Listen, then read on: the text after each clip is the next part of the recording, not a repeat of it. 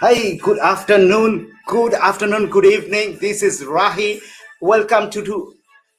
Sorry, I've got this thing playing behind the scene.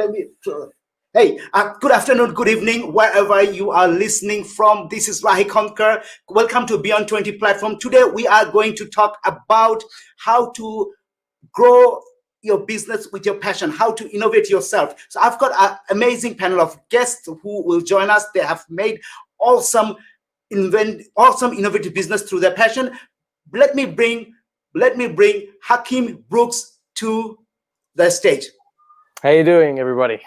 Hey, Hakeem, good to see you here. We will talk about a lot about passion, innovation, and business. I'll pick and poke your brain, but let me bring on other guests. So I have Sasha Sasha is at the backstage. Sasha, could you come? Hi, how are you doing? Awesome, Sasha. Thanks for joining us. Sasha is an awesome mindset and stress coach. She will tell us how to basically de-stress ourselves, how to get out of our anxiety and create awesome business.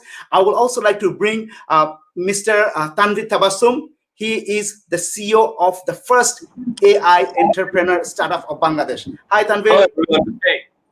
Awesome. Thanks for having here. At this point, I would like to also bring Mr. Rashed. Could you please come to the stage? Hi, everyone. Hey. Thank you for inviting us. Hi, Mr. Mohammad Rashed. Mohammad Rashed is the director of digital finance, and we will talk a lot about, because it's all going digital, and we'll talk a lot about how you have created your, entrepreneurship, how you have created this platform. But let me bring Jamie Gill. Jamie, could you come to the stage? Hey, guys. Good. Jamie is, I fortunate enough to know Jamie quite well. Jamie is a passionate sportsman, and he's got a lot of other qualities, but he's passionate about tennis, and through tennis, he has made an awesome impact in Australia, in Melbourne, and he's got a coaching academy. We'll talk a lot about that. And also, let me bring on the stage none other than Imran Fahad. Imran, could you come to the stage? Are you there?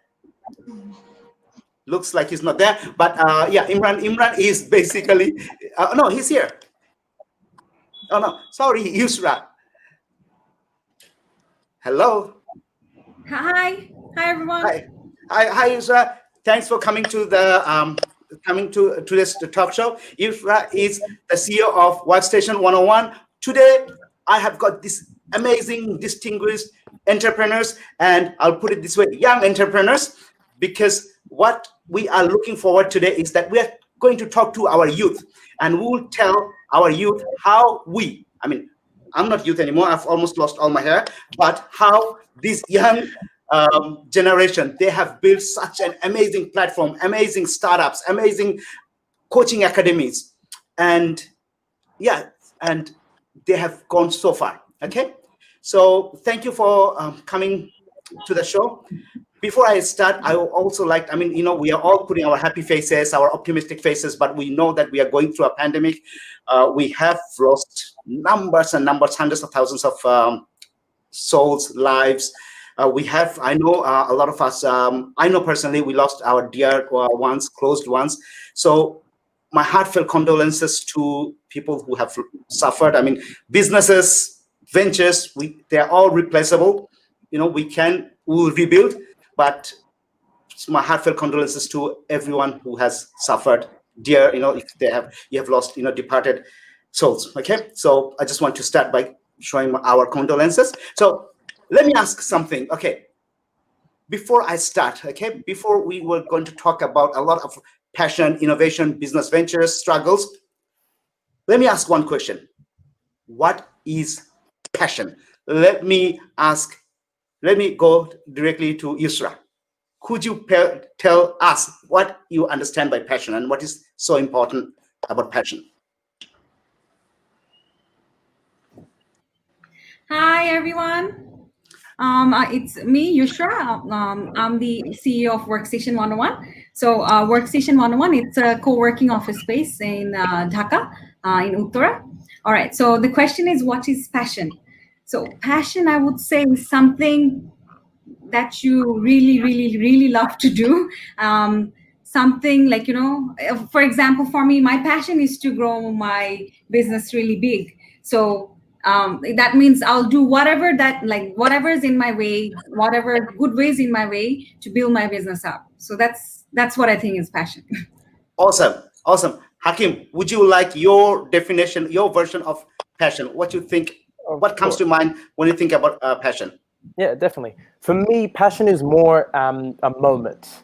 We all have so many moments of different things. Like I myself, there's so many different things I love to do. And there's so many new things that come to me every single day that I enjoy and I want to get out there and do. How do you decide which one's your piece?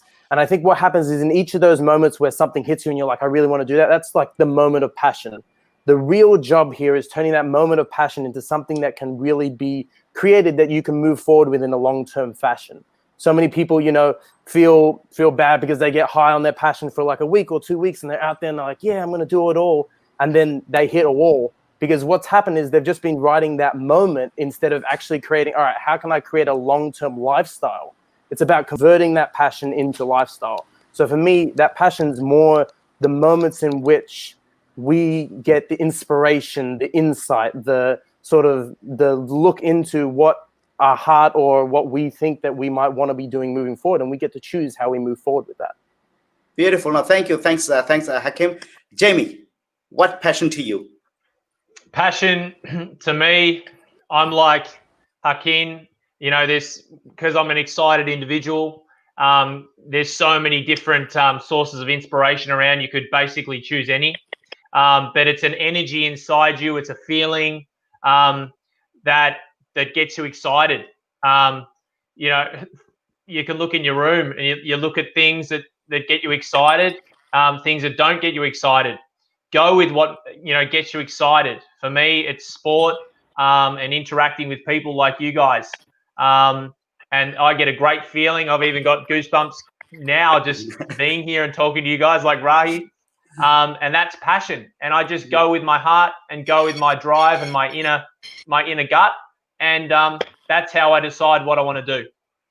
And talking about passion, since I know Jamie, he's got a passion which I would share. He loves to go into wilderness in the dark. He would spend whole night going through jungles in the middle of the night in deserted places. But we'll come to that, Jamie. I would definitely would love to talk about that. Sasha, what's passion to you? I would say that passion is an energy. So it's an emotional energy, and we are basically made up of energy. And passion is our vital life force.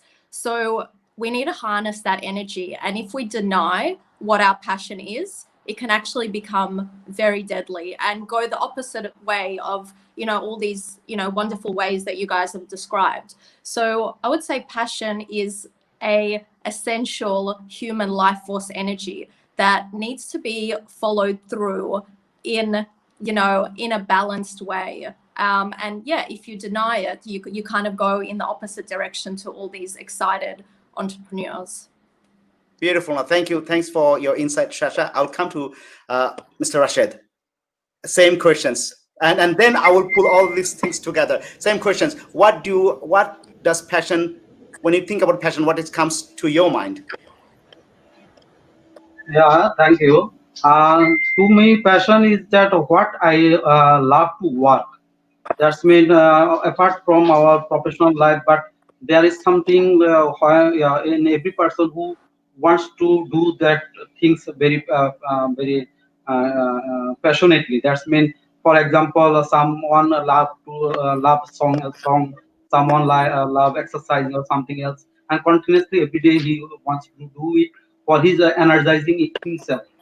So passion is that things what is the food for our mental health, is about to keep our mentally healthy. That's our passion. Beautiful. Now, yeah, mental health. That is, you have touched on a very important thing that is so important. Mental health. Tanvir Tabassum Ovi. What what does the magic word passion mean to you? Well, to me, passion is chasing after your dreams till it comes true. It can be getting a high-paying job, or it can be a very good cricketer, or it can be a very successful entrepreneur, whatever it is. It's just a thing that you need to chase after until it comes in your life. It happens in your life. That's what passion is to me. Now, thank you, and thank you, Imran, for joining us. Imran is the basically creator and of this Beyond 20 event. He has created an awesome platform called Inspiring Bangladesh, where we are here basically thanks to Imran. Thanks, Imran, for joining us. I know you're very passionate. I know you are, so passionate. And yesterday I was actually talking to Imran on another talk show, and I was literally telling him that I don't see him sleeping, because every time I click in the middle of the night, I wake up to go to the toilet, I see his life. He's doing something. So Imran, I know you're very passionate. What does, I don't know if you heard, what does passion mean to you? Thank you, Raibai, for this wonderful question. Like, passion for me is dedication. It's a dream with a deadline, where I always believe that, like, creating an impact towards your society, towards the community, and towards a bigger goal, what we are chasing in every days. That is passion for me.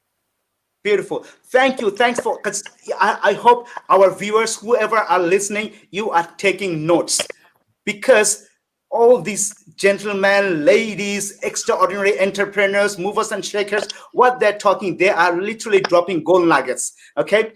And if you're a young entrepreneur, yes, I've got mine too, Jamie. Even though I am conducting this thing, I've got my notes, because when you start taking notes, that changes your life. And I hope our viewers, especially young entrepreneurs who are listening, please do take notes, because when you take notes, awesome things happen in your brain. The reason I asked you to talk about passion, because today's talk about, we talk about strategies, we talk about, marketing, we talk about so many things. But what I find, I was actually, even a couple of days back, even this morning, I saw quite a few number of large heads of large entrepreneurs. They are kind of depressed, not because of COVID and all these things, because they have built this huge empire. Thousands, like when I say thousands, 15, 20,000 employees, huge entrepreneur. But they are feeling, they are really depressed, because they don't feel like going to the work anymore, because they're good at what they're doing, but they were not passionate. Now that all the problems have come, they don't feel like going out there and solving the problems, because they are not passionate about it. So that's what I wanted to hear from our distinguished guests. Now, let me ask a complimentary question. The complimentary question is, I know you have built awesome enterprises, startups, businesses. Why passion is so important? Sasha, can you tell me why passion is so important to building a business or a venture? Well, so I started off in a media business. I was creating a TV show, and I wanted to be on TV. I wanted to have a show. It sounded like the most funnest thing in the world. And that was a long journey. That was a 3 or 4 year journey, and a lot of things happened in my life. And, I had to work a lot to get that. If you know about anything about television, especially television in Australia, it's very, very difficult. And if you don't have the passion or the love for it, whenever a challenge crosses the road, you're not going to go over it. You're going to give up. So, and even the things that you love and you're passionate about, they will become tiresome in some way. When there are goals, when there are goal marks. So you need to start off with that passion. You have to also, check in with yourself, because things happen over the years and we change as people. All of our cells are constantly changing. We're not the same person that we were 5 years ago physically, let alone mentally. So we need to check in with ourselves. Are we still going for that role? Are we still building that company in a way that's fulfilling? Are we still passionate about like that mission statement? So for me on my journey, I love talking like this. I love talking on camera.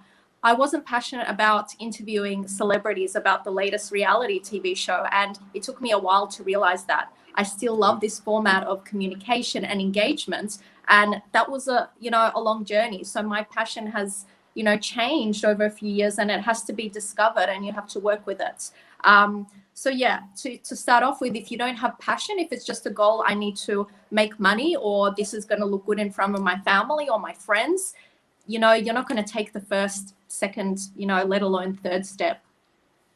Thank you, Sasha. That is so, that insight is so crucial, because I would ask, because today's about, yes, we have matured entrepreneurs as our viewers, but today our target is for our young entrepreneurs who are launching, or they have already launched something, they want to scale. And thank you for your insight, Sasha. I would ask Hakeem the same questions, but before that, Hakeem is a very modest person. I don't know whether he will tell or not, but he has worked with all the people that many of us work and look up to. He worked with Tony Robbins. He can actually literally pick up his phone and dial Mr. Tony Robbins. Okay, he has worked with Vishen Lakhiani in Mind Valley. He has worked with Gary Vaynerchuk. He has worked with Richard Branson. So you name it, all the people that we see so passionate on the stage and big, he has worked with all of them. Okay, so you got to see a lot of people that we see passionate on the stage, on the media.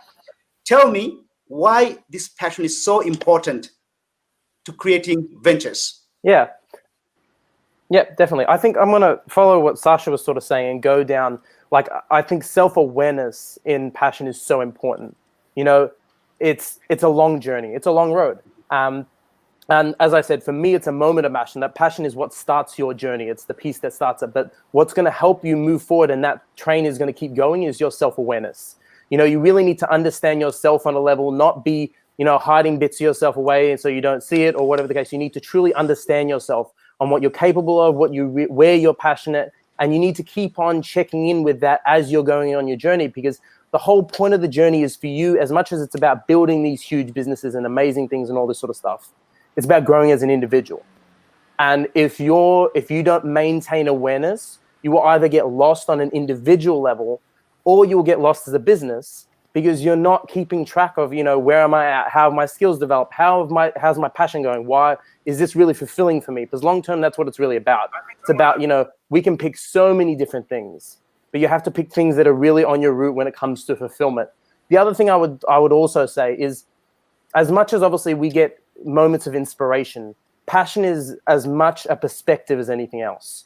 You can be in any situation. I know people that, especially when we're talking about a lot of third world countries in different places, like my mom's from Egypt, so I lived there for periods, and there's people that are picking up garbage that are just as passionate, if not more so, than some of the best people in the world that are doing so much amazing stuff.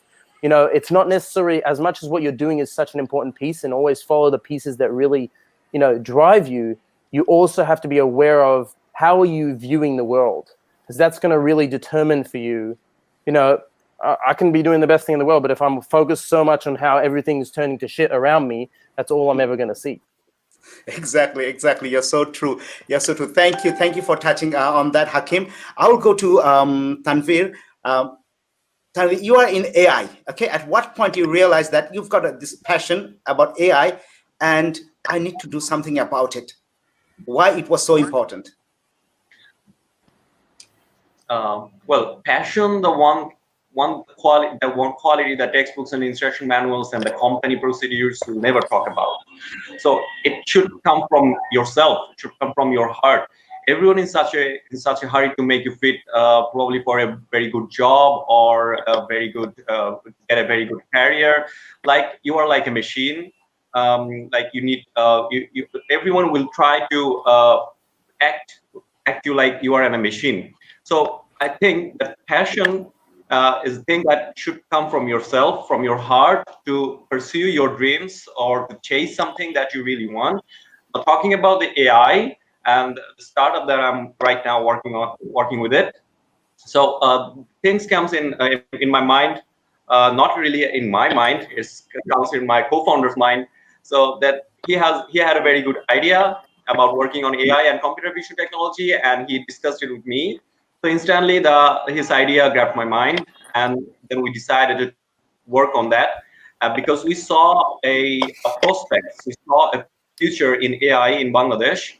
So that was the starting. That was the very beginning of our journey to work on AI and machine learning in Bangladesh. And so, first of all, we thought about a lot of problems that if if these things happens or if this kind of technology will fit in our society or in our culture or whatever. And there's a lot of problems that came in our mind, but we had to find answers for all of them, and that's what passion is. We try to figure out the problems. We try to figure out, gave to every problems that came in our mind. So to me, the passion lies there to not to give up, but to find answers for every problems.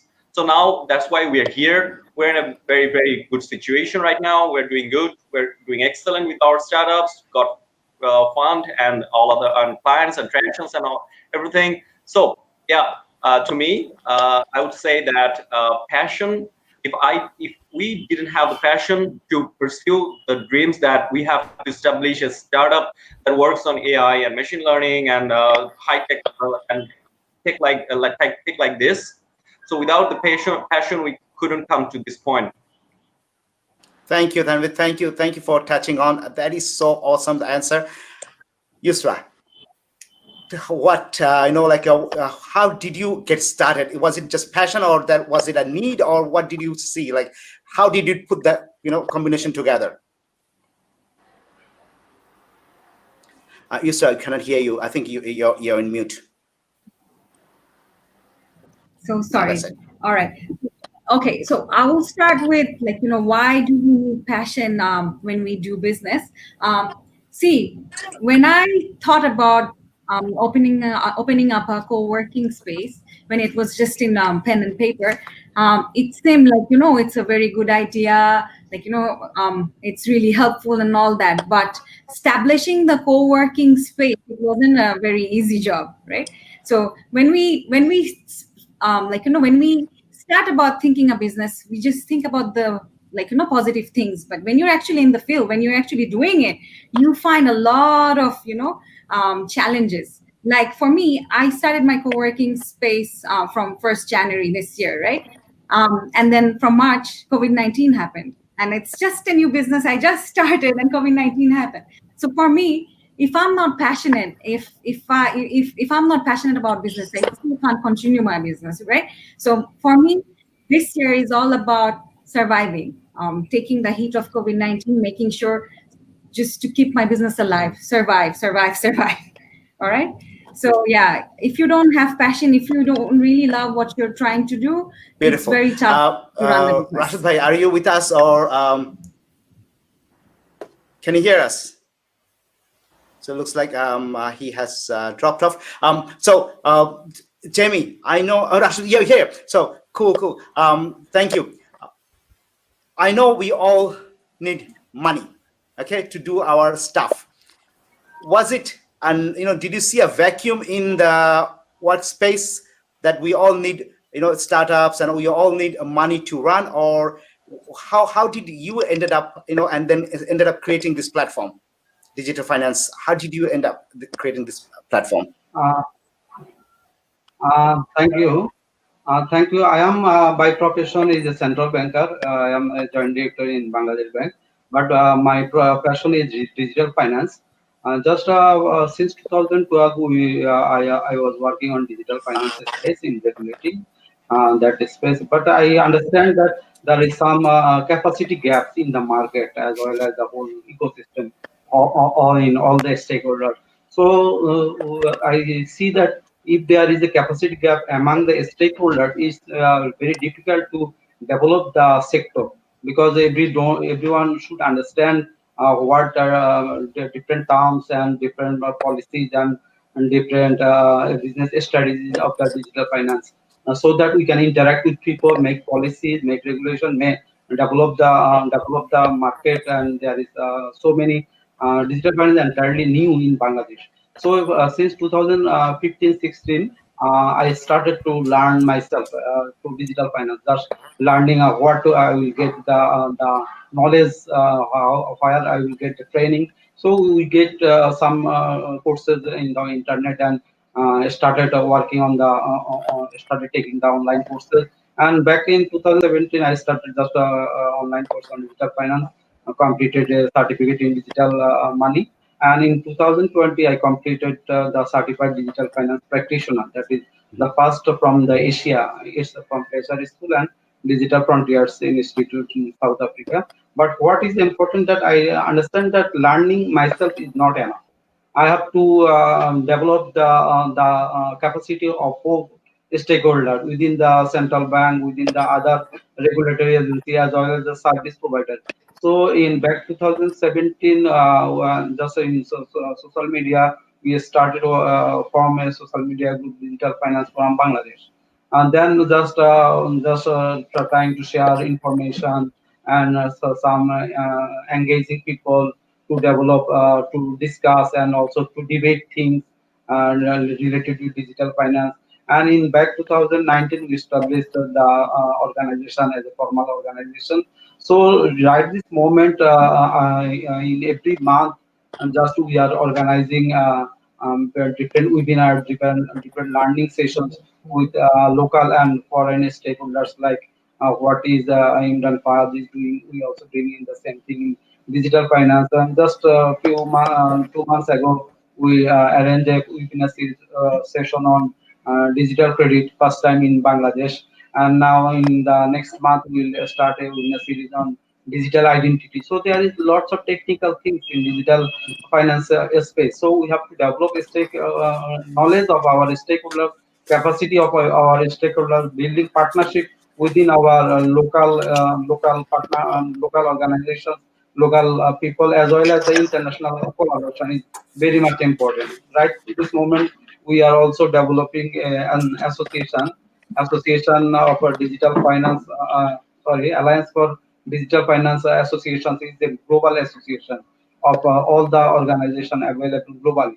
So we are doing these things so that we can contribute locally as well as globally. That's is entirely an association which is working on the digital finance professionals as well as fintech and financial inclusion professionals, and it's entirely developed on our passion. It's not about money banking mentor or anything. It's just we love it, and we people who wants to develop digital finance and financial inclusion, because that's the ultimate journey.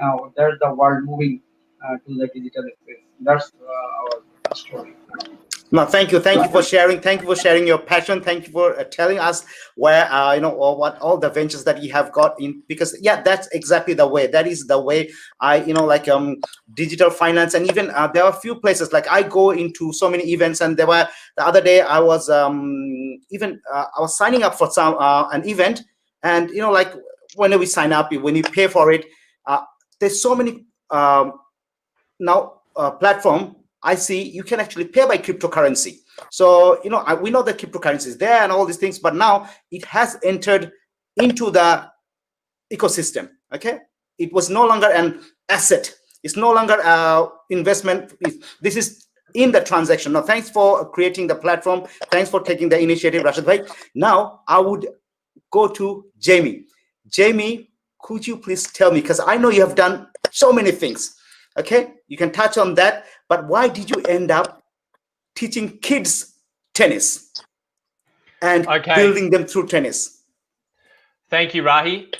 So my dad played tennis, and he was very, very passionate. And he was so passionate that he built a tennis court in our backyard. And he got me playing. So my dad is my inspiration. He still plays.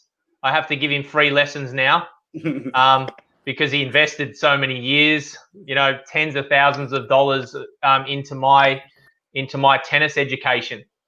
So I started.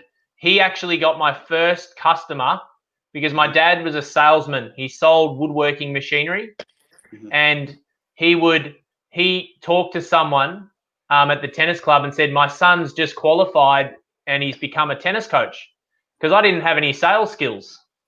And then two people turned up to our house at a certain time, and Dad just said, just coach them.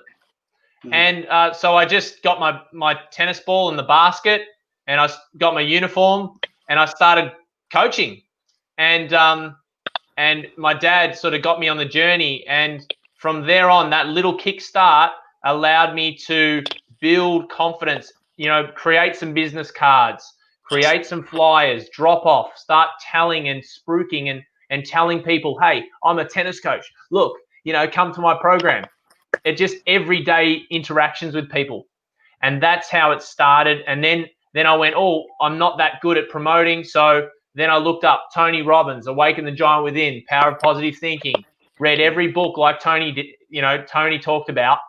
And that's where I met Rahi at a Tony Robbins event, developed myself, and then kept working on myself to then work on my business, and it just continuous motion until I became better. And then I got the confidence after a Tony Robbins event to actually make my first phone call to the local primary school, and the PE teacher and the principal sat me down and said, "Would you like to run tennis at our primary school?" And I said yes, and he gave me 300 students, and I made a $5,000 check, and that got me going to start working with schools, and then I got into tennis clubs, and then really, getting there to 400 or 500 students a week. But it started just with one and a little bit of help from my dad. But that's how it started. Thank you. Exactly. No, thank you, Jamie. Thank you for touching that, because it all starts with that one. You've got this fire in your belly, or and you've got this passion. I would say the fire is passion, and then you make that one call. You go to that one seminar. You go to it's like Imran and I connected through Facebook, and then he invited me to talk to his platform. I went and I had a chat, and then next thing I know, our basically friendship grew, and we're talking about business ventures now. Now he has invited me not only to his talk, but he has trusted me with his baby. This is his baby, and he has trusted me with his baby. Okay, bro, I am 24/7. Please, I'm busy 24/7. Could you please help me with this? So this is how it starts. One phone call, one click, and you never know where it takes you. Yep. Imran. Yes, you are nodding your head. Tell me why you are so passionate about creating this platform. Because you do have your other businesses, which you don't talk about. You had your real estate business, you have the other business, but what you are so passionate about this platform? Thank you, Raibhai. Let me get back to you very directly. Back in 2015, I was nominated from Bragg University for a fellowship in US, where I've got a pleasure to work with Instagram and their data science company, Pinterest, where I had got an opportunity to pitch for a project in Washington, D.C., where we can create an integrated platform to brand your country. And as you know that I'm into fintech sector, and I'm more into creating financial inclusion ecosystem for our country. That's the time when COVID struck. I came up with this project of Inspiring Bangladesh, which I have pitched 5 years back while I was in Washington, D.C. So this COVID gave me the opportunity to revamp or restructure the model of network, social network, through which we can connect 200 millions of Bangladeshi people living home and abroad. There are so many other opportunities. There are so many success stories being a Bangladeshi, but we can't really promote this story in a right way, in a right platform. If you ask me, we have an existing platform where we are always connecting with each other, which is Facebook. But Facebook is not that platform where, being a Bangladeshi, we can promote our success story. That's the reason Inspiring Bangladesh came. It's now 1.5 months old, and we are officially launching this website from Beyond. So we are launching this project with 32,000 authentic users of Bangladesh through this platform. And yes, as I've said it earlier, we are trying to create a ecosystem where we are giving proper valuation of your social time. whenever we are using or utilizing our social time in any network, it's not like properly monetized, but we are giving all the Bangladeshi people or our users in our platform to monetize their social time. How? We are launching this platform in an social fintech way, where we have already discussed and disclosed like how you will be benefited and how you can be social time can be monetized. There is a wallet, as I've said, I'm working in fintech sector, so every single venture I always kept put in wallet through which everyone can be benefited. So this is the passion to create a whole ecosystem for Bangladesh where we can create, collaborate, and connect with everyone, so that we can create a huge network, a progressive network, a network which represent Bangladesh. So that is the passion which takes me here, connecting every single people from inspiring Bangladesh. And I'm really happy to say that like in 3 days long summit, this is the last day, we have connected 10 countries people and 60 plus users and over millions of view we have reached already. So like this is the ultimate achievement and the passion which helps me to do all those things in every single day. Thank you, Raibai. No, thank you. Thanks done. for your thanks for well done. That is so awesome. Because I remember when you had this plan, of course, 5 years back. But when you first said, okay, no, that's it. During COVID, I'm going in, and it wasn't. I won't say unstructured. You have put your thought, and then he said, no, I'm going in. Whatever I have, and guess what? The first attempt, unstructured attempt, just few days planning, it reached 3 million people, and then Imran said From 12 "Bye-bye." countries. 12 countries, 3 million people. Can you believe that? It's just few days effort, and I am right now 3 million people have viewed and and my and, show. and Yeah. and one thing I might say, like, it's purely organic. I didn't Mhm. spend a single money to boost a single post for this. Like, it's all go organic, and that makes me understand the power of positive content, power of inspiring content, which is missing in this COVID. In this COVID, we are totally busy with those negative news, those heartbreaking news, which makes us more conscious about our mental health. And mental health, we have seen the importance of mental health in those days. So a positive news, a good news, a success stories can change the whole mindset of yours. That's the whole things we have seen in last few months or during this COVID. Thank you, Iman. Thank you for sharing that. I shared this thing yesterday. Where I like when I was attending. Thanks, Jamie. You're talking about Tony Robbins UPW. I was attending the virtual, and then Joseph McClendon. If you don't know Joseph McClendon, one of the top speakers, influencers. Joseph was giving a research that I don't know whether it could be Harvard. This one of the top universities have done. In US, people are more depressed right now during COVID. Not because of COVID, because they have ran out of things to watch in Netflix, Stan, and because they have watched everything. So now there's no more. They have multiple times, and Netflix has the stat. Prime View have the stats. They have watched something multiple times. The series is there's no more content for them to watch, and they're getting depressed. Okay, so talking about mental depression and all this. I will come to Sasha because that's your area, but I won't come from depression and mental. Let's say I've got a passion, I've got an idea, and now how do I start thinking about making into a venture? What do I do? How do I set myself up? Are you asking me? Yes, Sasha, please. Yeah. I would initially. I'm a mindset coach, and so I primarily work with people who are probably at the stage where they've created the thing that they want, and there's lots of other things missing, and they're highly stressed, and they're kind of at the top of the ladder, and maybe they think it's the wrong ladder, or when they're at the top of their ladder, if it's the right one, maybe things have fallen off that ladder.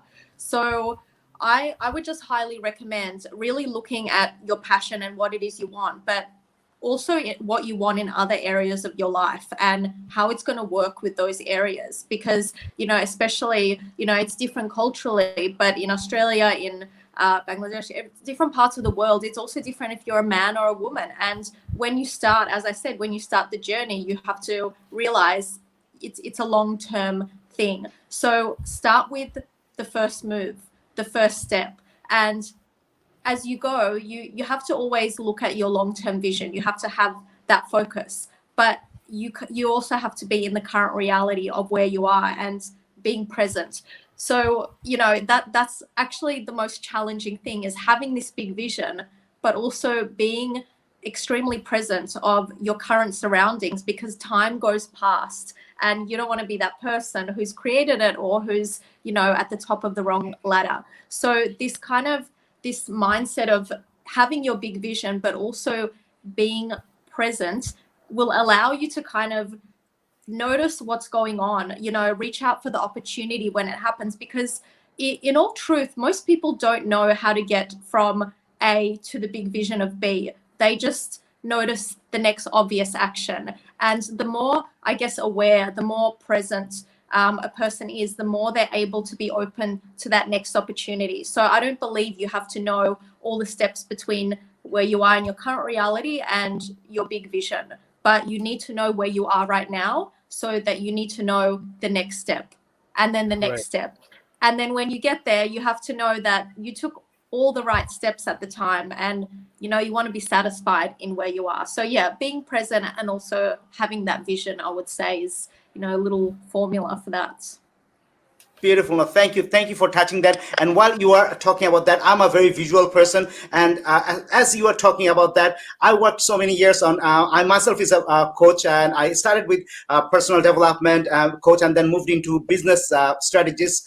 What the vision that I had a couple of days back, I saw a picture where there's two ladders, and both are reaching at the same place, but one ladder, the steps are basically so far apart. You put one step and you cannot even get to the other step. But why is the same ladder, which had multiple basically stands, multiple steps, really close together, and that was so easy to climb up. So as you said, sometimes the vision is so out there, we don't know, and you need to be so aware of what's there. So to our viewers, I would say, okay, yes, we have got, all of us, we have got awesome vision and awesome impact that we want to create, but it's so we need to be aware of what's there, what is the next micro step that I can take, next micro step, because I've seen so many times going towards the moon, basically you just stress yourself out. Okay, but yeah, so thank you for touching that. I would come to Tanvir.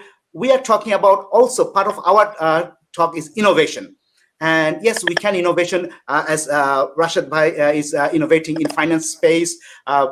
Jamie is working with kids. I will come to Hakeem because he's got some innovative idea for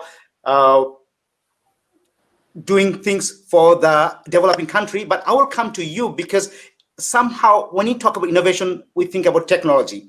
So how can our youth, are we all going AI? Or where are we now? Is it like, can we bring AI in all business aspect? How can we utilize AI for innovation, for innovate our own businesses? So you're more likely to innovate through focus, specialization, and continuous effort. It's not a random game of life, you know. So doing a business or starting a new startup, you need innovation. Innovation is just a byproduct of a sustained effort. So you have to put effort continuously on anything, whatever you want to do. In terms of AI and machine learning, the industry, I would say that the industry is not really shaped because of the culture and because of the ecosystem.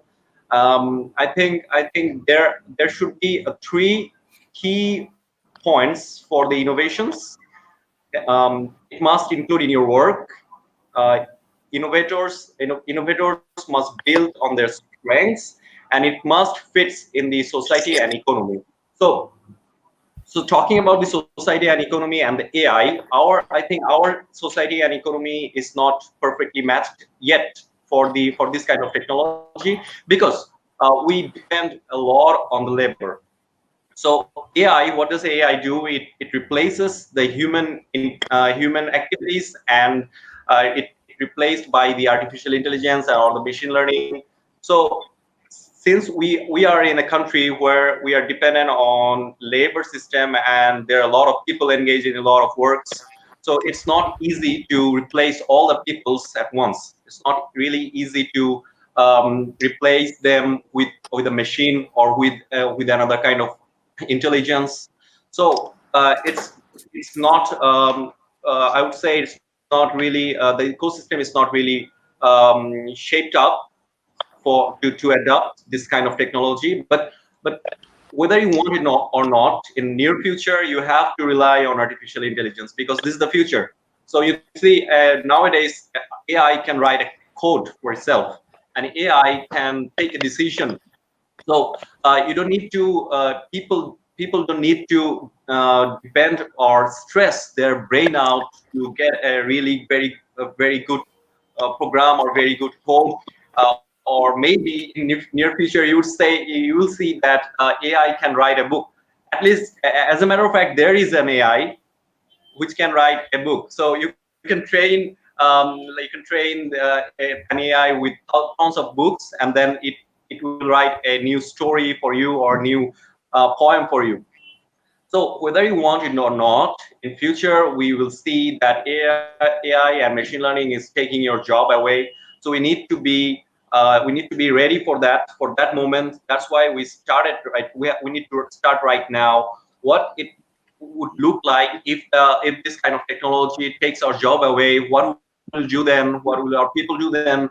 What will be the next level of jobs or next opportunities we have to find if this kind of technology takes our jobs away? So in my sense, what I would say that we started on AI right now so that we can make people aware of what an AI can do and how the changed scenario would look like. So, and for me, for us in SIGMIND, we not only try to take the people's job away, we also try to show the scenario. If the jobs are taken away from the people, what would it look like, and how the people can adapt in the changed scenario. No, thank you. Thanks. Yeah, exactly. I mean, if you look, I mean, I used to be in IT. I worked in IT for a long time, but then I've got out. And nowadays, when I look back in IT and I see the development, and every time I look into AI, and it's like probably every second, it's just like like a logarithm curve, exponentially. It's just taken totally a different level. Hakeem, I've met so many young entrepreneurs, so many young thinker, and when I met you, and I've literally blown away by your thinking. Would you please elaborate something on, because we're talking about youth, and you concentrate a lot on youth and bringing youth up, and how to basically encompass the whole world's youth in some sort of platform. How do you see the business landscape, especially for youth, AI, and because it's a I mean, I would say the reason I'm asking, because I've heard you talking about this before, getting this youth, the energy, technology, everything in some sort of a platform. Would you like to elaborate on that? Hakeem, yeah, I think you're on mute. The new world of conferencing.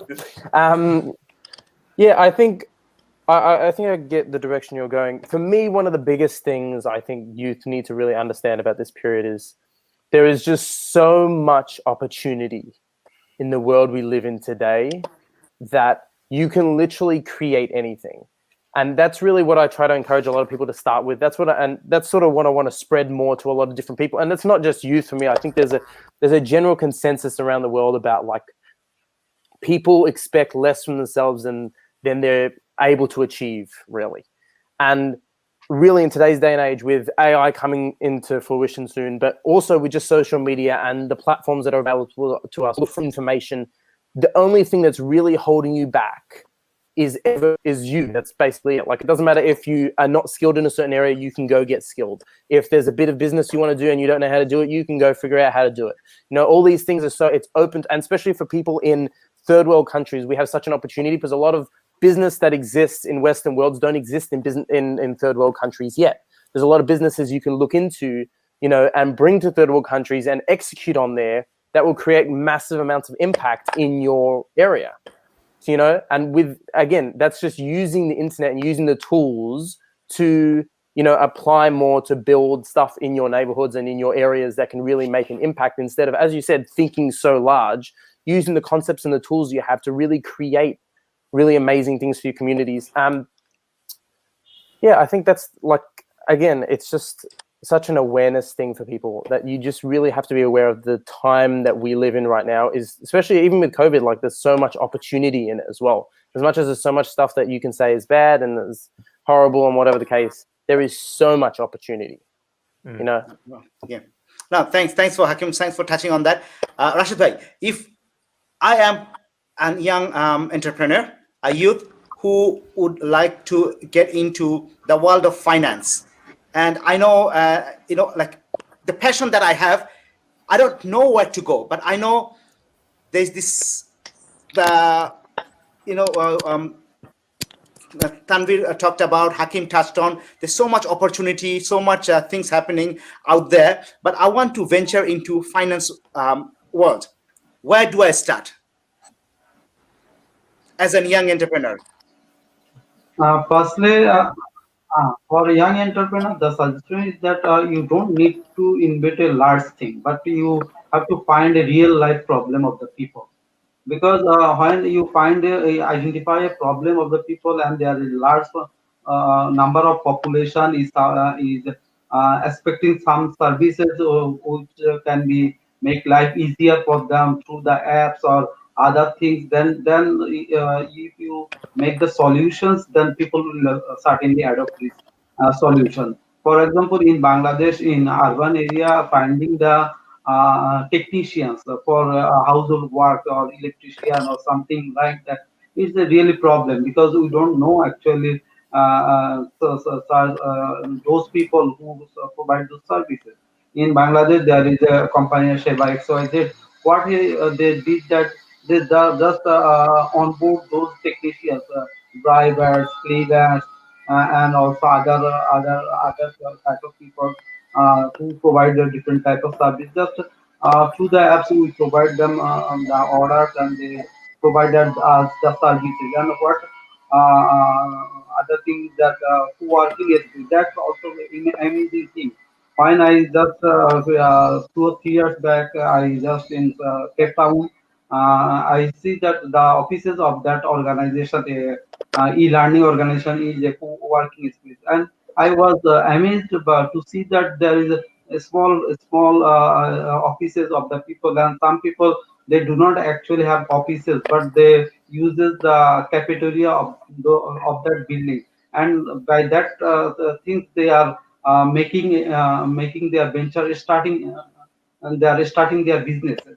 So young people need some such type of services, because they do not cannot rent a big house or big office in posh area. But for business purposes, they need some addresses for licensing purpose, and there is also other communication in that building in Cape Town. I see that there is two digital bank in the same building.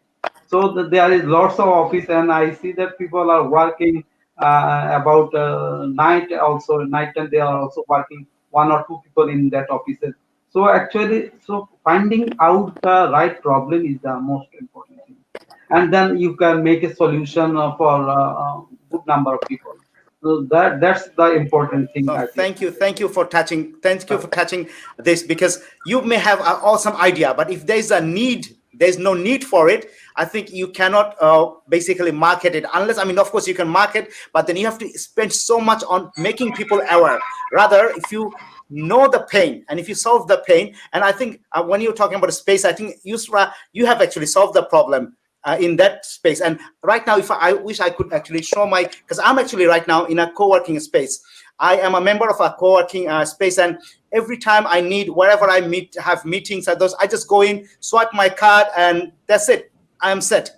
Okay, right now I'm in a co-working space, so that is so awesome. Yusra, please tell me, our youth, young entrepreneur, where they have just starting up, which Rashed Bhai has started, how can what you have started, how can they come to you, and how can you get them started? All right. Okay. So what I'll do, I'll start with how I started and why I started. All right. So basically, my dad, he's a businessman.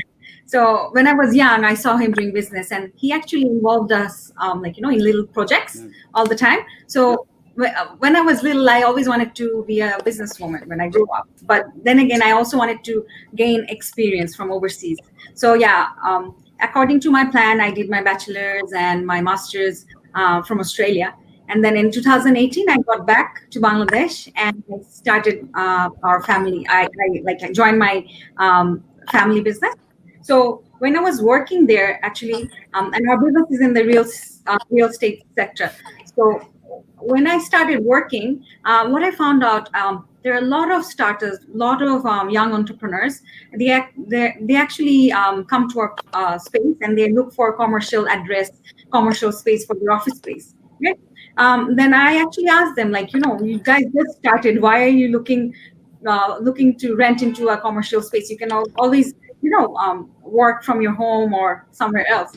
They were like, no, if you want to run a business in Bangladesh, you need a trade license. You need, a bank account in your company name, right? And if you don't have your office in a commercial address or in a commercial space, you won't be able to get a trade license, or you won't be able to open a bank account, company bank account. So that's why it's really, really important. And I felt the need, when you are a startup, when you're just starting, it's very, very expensive to rent a space in a commercial space, and also invest on decorating it, pay the commercial electricity bill, pay the commercial rate water bill, and all that. It's very, very difficult. And also, while working out, what I found out, the problem I face is I had to meet a lot of different clients. And whenever I had to do meetings with them, I had to either do it in a restaurant or in a cafe. And I never felt comfortable there. The outcome wasn't satisfying for me, because you can't have a proper meeting in a restaurant environment or in a cafe environment. So all these problems, I was thinking about all these problems and how I can come up with a solution. So me and my husband, we also have a consultancy business in Australia. So when we started our business, we actually started with a co-working office. So yeah, and it really, when we were struggling, the co-working office space really helped us, because there's not much investment in there, right?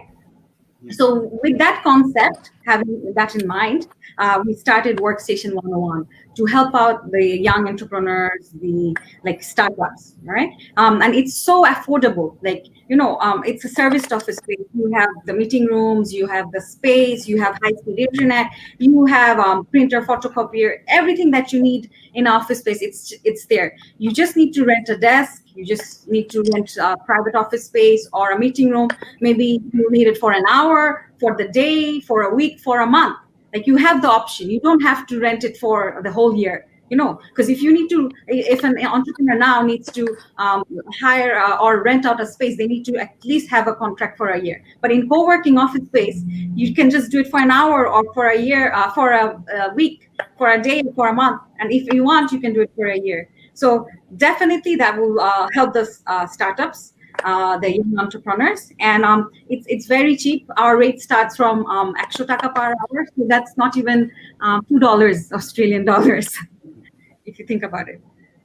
No, thank you for touching on that. Next time when I come to Bangladesh, I will come and I'll contact you. I mean, before even I come, I'll contact you, because I've got a funny story. Normally when I go to Bangladesh, 2 or 3 times a year, I work off restaurants or cafes. And what happened is, one of the prominent cafe on Gulshan Avenue, I always go there.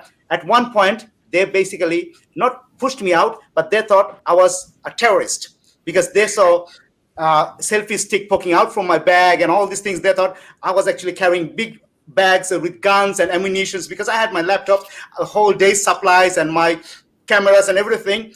at some point they kicked me out. They said, sir, I mean, not kick me out. They said, sir, you have to go. Someone came with a gun and this, okay, you have to leave. And being a coach, I kind of like understood their voice, because I thought if I did not leave, they would literally push me out, and that won't be a good scene. And then when the owner of the place, I'll even tell the name. It was from Horse and Horse. When she found out that what her guards did, she and now I became very good friend. Okay, so her guards pushed me out, but then we became a very good friend. Okay, so no, thank you, and Rashed bhai, you touched on that. You have touched on that. Finding a problem that exists in the market and solve that. I think that is the key. And I think if you can marry your passion with that, that basically takes your business really, really in a different direction. Jamie, I will come to you because you have created these awesome things, because I have seen firsthand what you do with the kids, okay? Tell me the other wild passion that you have.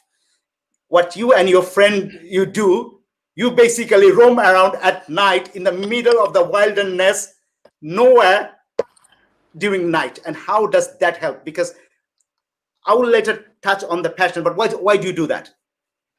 Okay, thank you, Rahi. My friend's been sending me messages. Andrew, he's watching. So hello, Andrew. He's my night walking buddy.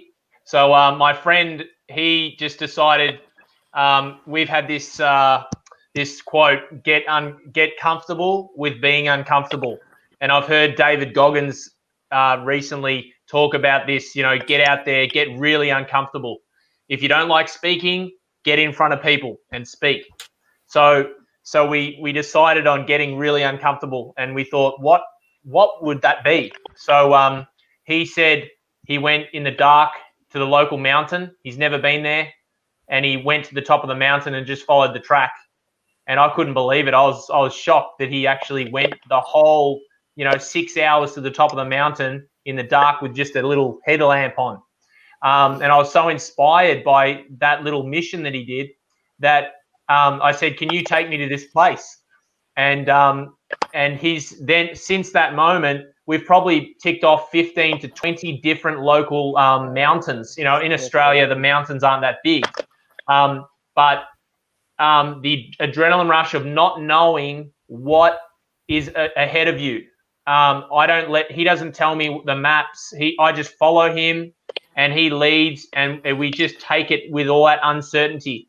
And that's why I do those sort of things, because it really, being lost and then finding your way is gives me a satisfaction that if I get lost in business, I can find my way. Doesn't matter. You take all my money, you take everything from me, I can still find my way. And that's why I do it, Rahi. No, thank you. You've literally given me the segue. That's why I wanted to ask you that question, because so often as an entrepreneur, as a business, we get lost. People think, okay, we've got an idea. Yes, we've got an idea which is so far-fetched and as soon as you start, you get lost. And this is I want to tell our audience that yes, you will get lost. Guaranteed. And Rahi, can I just say, yes. Even when we did this adventure, I said to my friend Andrew, I said, why don't we start a business? Because we're getting immense value out of this. Yes. Why don't we start a thing called, his name's Andrew, my name's Jamie. We said, we'll call it Jandy Adventures, nighttime walking. And, like a business sort of pops up. Like Hakeem was saying, it can come from anywhere. You know what I mean? So by stepping out of your comfort zone, you can start a new business. So there you go. Thanks, Ray. Beautiful. Yeah, no, I will. Yeah, definitely. That's what I want to tell our viewers. You will get lost, and then from there's so many business ideas that I have got, and now I've got into business just from venturing into unknown. And this is what I want to tell our viewers. Have some idea, and then back in your mind, okay, I like it. How can I attach a business to it? How can I enjoy this? How can I do it? And you will get lost. You will fail, but once you basically build on that, that would be so awesome. I will come actually back to Imran. Imran, what do you do when you do get lost? When you don't know the next step, what do you do? Well, it's an interesting question, I might say. Like whenever I took a break all the time. Whenever I find I was blank and I have no clue what to do, then I took a took a break and came back very strategic way. Like it happened so many times with me. Like during this COVID, first 1 month I was totally not sure what will going to be happen, and I was pretty much frustrated with this fact about the about the future and what will going to be happen regarding investment and so many other activities with whom we are busy with. So that's the reason we have come up with this innovative things and the show what we have already talked about. So yeah, so whatever I think that whenever you got lost from the space, or like you don't know what to do, just take a break and re-strategize or regrouping yourself to come back even stronger. That is the ideal thing what I always believe to do. Yeah. No, thank you for touching that. Very similar thing happened to me. I changed course back about 1.5 years back. I used to work so much on personal development. I moved into business coaching, business strategies, and started working with small businesses, and I was making really awesome progress. All of a sudden, like all of us, COVID hit. And if there is no small business, all of a sudden from so many clients, I found my clients, either some of them, they lost their business or they're struggling and they're just trying to be afloat. And I had to reinvent myself, and looked like now it has been a blessing for me, because there were a few things that I was doing, I was dabbling with it. I thought, no, I need to, and they have really flourished. So you never know, you venture into unknown and you dive in. Sasha, how do we, please tell me, because for mental thing, I'm just looking at you because that's your forte. When we are stressed, when we are full of anxiety, we don't know what's happening. I mean, yes, Jamie puts himself into the uncomfortable positions. I do. And many of you guys do, because I think we have this adrenaline rush, and we know, we have tasted the feeling. But someone who is just going through the anxiety, how would you tell them to cope with it? Yep. So I guess when you're going through stress and that intense anxiety, your natural instinct is to go to action. It's to move or do something, and that might make you even freeze. But there's always a voice, and it's different for everyone. It's pushing you in a certain direction, and it always leads to something bad. The last thing that you want to do is actually pause and stay still. And like Imran said, you actually need to take a break, and that might not be a long break, but you need to actually, when you're in that state, you need to stop and pause, because that's actually our prehistoric brain. That really served us well, when we're being chased by lions, when we're being attacked, we needed to move quickly. And and that brain always wants what it knows. It works off past experience. So when it goes into the unknown, especially we've probably seen it in ourselves and, other people during COVID, the scariest part is when people didn't know what it was. Once we know what it is, no matter how bad, we can kind of deal with the situation mentally. But when we don't know what's going to happen next, that's when we have the most anxiety and we want to move. That, prehistoric brain comes in and it's telling us to run. And running for you could be, spending big. It could be not spending at all. It could be not taking action, going back to your old boss. But in that moment, we just really need to stop and pause. And we need to check in with ourselves, not that prehistoric brain, telling us to go to safety, but we need to tune into an intuitive part of ourselves, which is what I teach my clients, how to tap into their intuition. But, everyone will experience that in the silence, in the pause, right. That next right step that we need to take next. But yeah, stop and pause, really. Beautiful. And thank you. I think Imran and Sasha, you both touched on the very same things. Stop, pause, and re-strategize. Tanvir, is there anything when I'm stressed, can I put on my eyes and go into some augmented reality and feel de-stressed? I don't know if you have that answer. Can I just go, okay, I've had it with this, my reality, everything is falling apart. Help me, augmented reality, virtual reality, help me out with this. Is there such a thing? You're muted. You can't mute. Tanvi, you're muted. I do the same thing as Imran Bhai said. I take a break from the reality. Like in this COVID situation, when I had nothing to do, I had no idea what was the future of my venture and how will I do things going, because I already lost all the contacts from my customers. So it was a really depression time I had to go through. So as a matter of fact, all the co-founders had to go through, and we didn't talk to each other for months because none of us knew what to do next. And also our funding got stuck.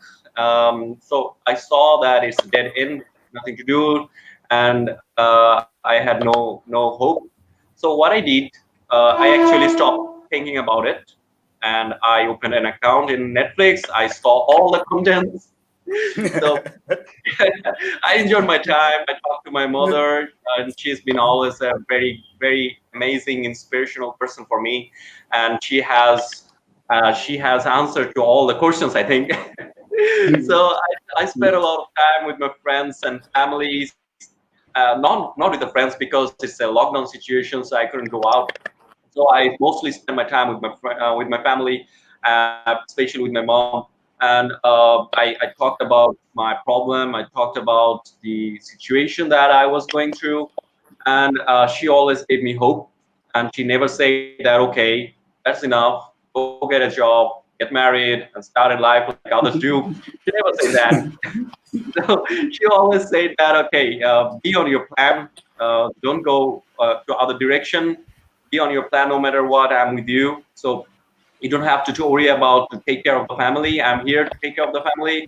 You just worry about how you pursue your dreams or how you go with your venture. So I just hold the patience on, and eventually it worked. It worked for me. Eventually everything came back. What I did, so as I told you, what I did, I took a break from the reality.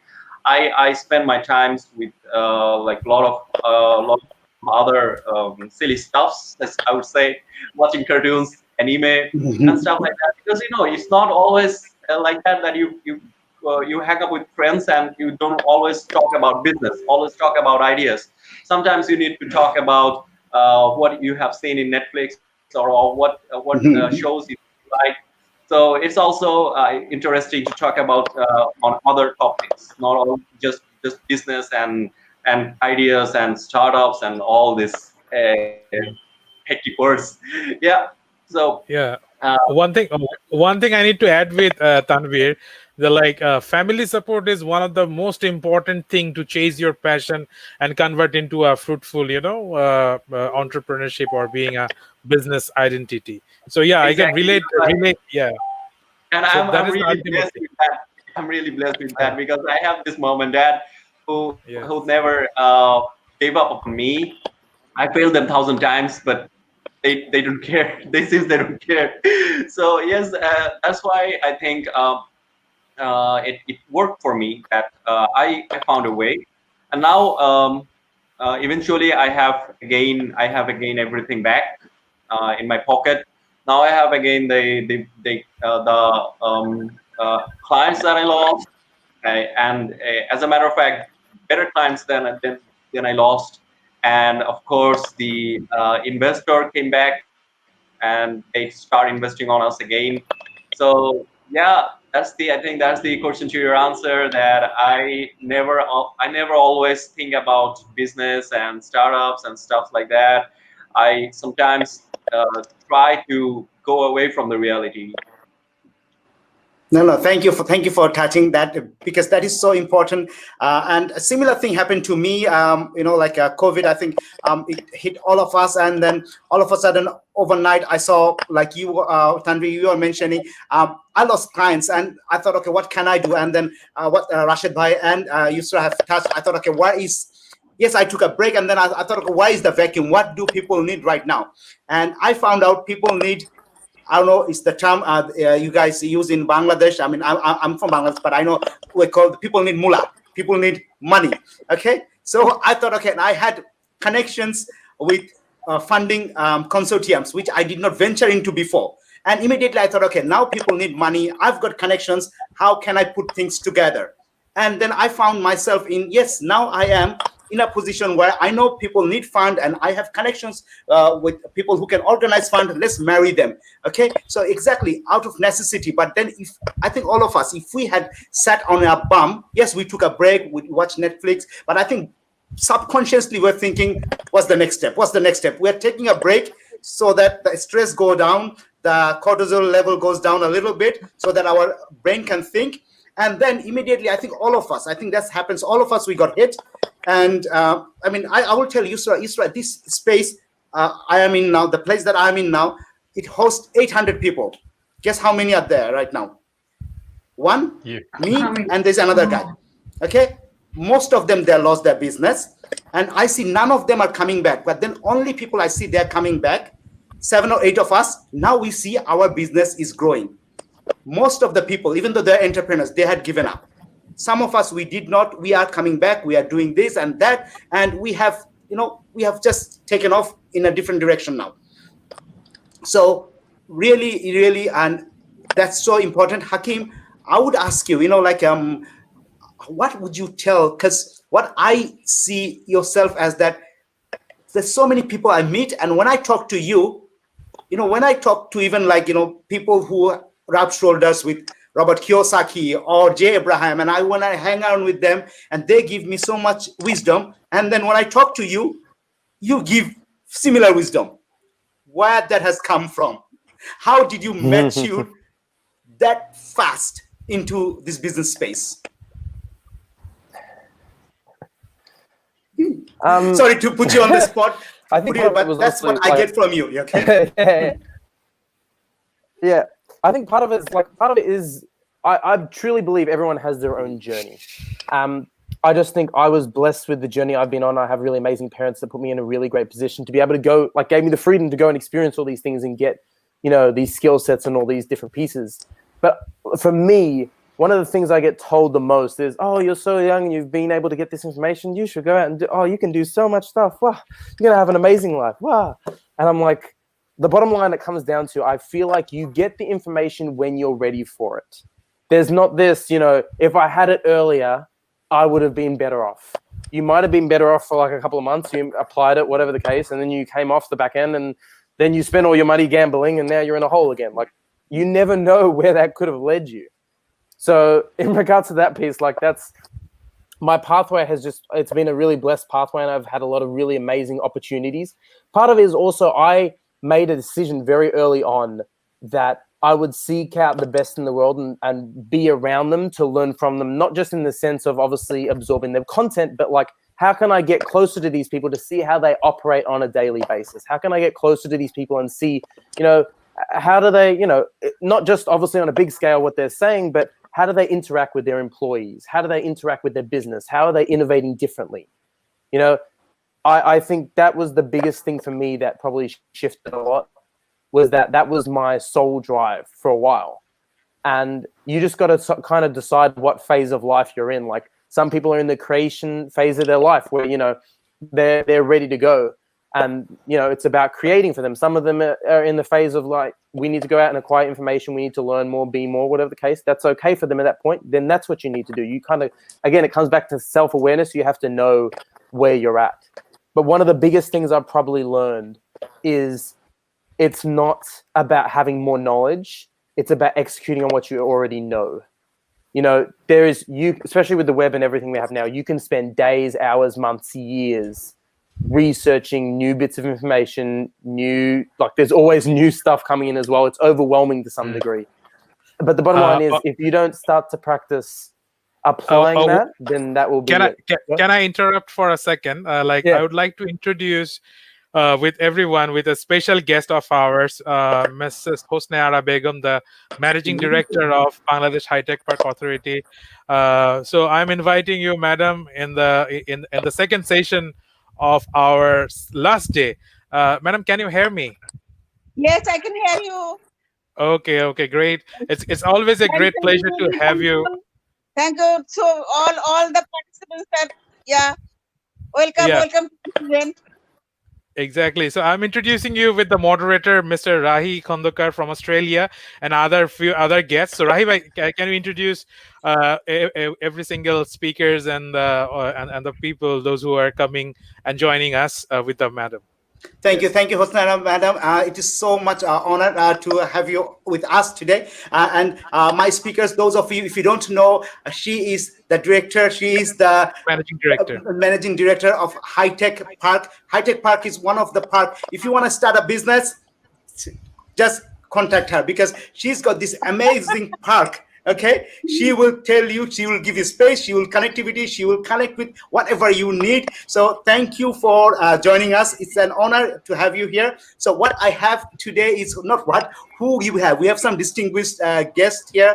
We've got all the way from some of them from Australia. Some of them has been trained in Australia. We've got Hakeem, an awesome entrepreneur in Australia. We've got Tanvir, who is heading an AI farm. We have got Rashed Bhai, who has launched a digital currency platform. We have got an amazing mindset and stress coach from Australia, Sasha. We have got a tennis coach, Jamie, who basically changes the life of small kids so that he teaches them tennis. But what he does behind the scene, he basically builds them up for better future. He not only teaches them tennis, but he puts in all the values that they need to become superhuman in the future. So Hosna Madam, thank you for joining with us. So we're talking about how can our young entrepreneur turn their passion into awesome business. Okay, so would you like to tell us something about how High Tech Park, and High Tech Park is one of our sponsors here, how High Tech Park can help our young entrepreneurs to turn their passion into innovative business? Rahi bhai, can I add before she starts? Can I add something before she starts? Yeah, sure, please. Yeah, this is the lady that I was talking about, that I have been talking about. She's been a really great inspirational character for me. She's my mother. Okay. Awesome. Yes. Thank you. So for the first time ever, we are having a mother and a son in one screen. I was interested from the participant. Maybe I have missed a lot of suggestions from which the participant has given before. Really, it's my. I'm sorry for that because I thought that I will learn something from the participant, from the different speakers, from the different countries, from the different events. But I have missed so many of things. But still, I hope that means all the suggestions and all the information will be gathered by the Imran, and they will submit it to the High Tech Park and also the other different organizations. So that means the different organizations can be that means reach to get this information. So how we can help to the new entrepreneurs is really a good question to ask. Because of that, in each and every country they are always thinking about the entrepreneurship. Without the entrepreneurs, no business can run. And everywhere the people are very much. Just I'm going to another side because of that. Some of my neighbor now is a little bit sick. So there are a lot of people are there. So okay, so that means I am really happy that to say that means something about our High Tech Park Authority, and also I would like to say something about the futuristic futuristic activities of High Tech Park, that what we would like to do in future. So so that means Tanvir also maybe already he has given his speech. Mr. Tanvir, already you have given your speech that how the startups are doing here, and what's the future thinking, and also the futuristic plan of startups of this country. Whether you have given this information to all the other speakers or not. Yes, he has covered. Well, I was talking about my own startup. I didn't elaborate, or I didn't focus on High Tech Park Authority, what it is doing. But I can tell you something that No, that is we have been facilitated from High Tech Park Authority that we have a very office space that is fully free. that was Yeah. why I asked him, because you know that means what the activities are doing doing in Bangladesh for the startup activities. Not only the startup, High Tech was also working with the all entrepreneurs, such as we are providing training for the young chaps, the college going and also the university going students, as also who have passed but but who have no job or no other uh, work for their day-to-day life expenditure. We are also providing that support to themselves.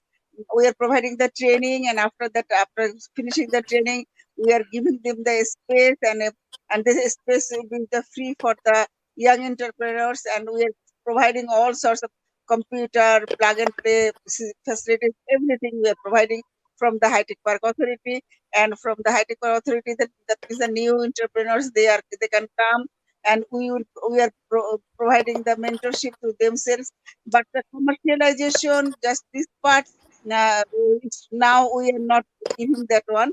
But on place where Mr. Tanvir is working in the Jonathan Tower, in that place there Bangla Link, one of our famous mobile operator.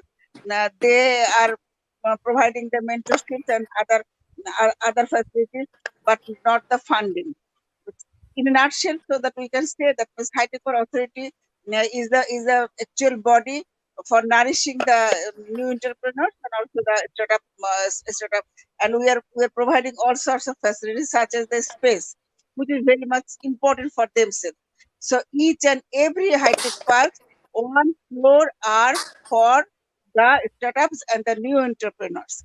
And also there will be a space where will be the facility for the young school going boys and girls, so that they can come here, just play and can learn something.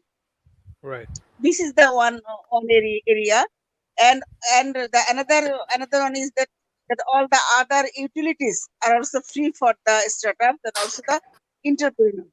And each and every district, we are constructing one Sheikh Kamal IT Training and Incubation Center.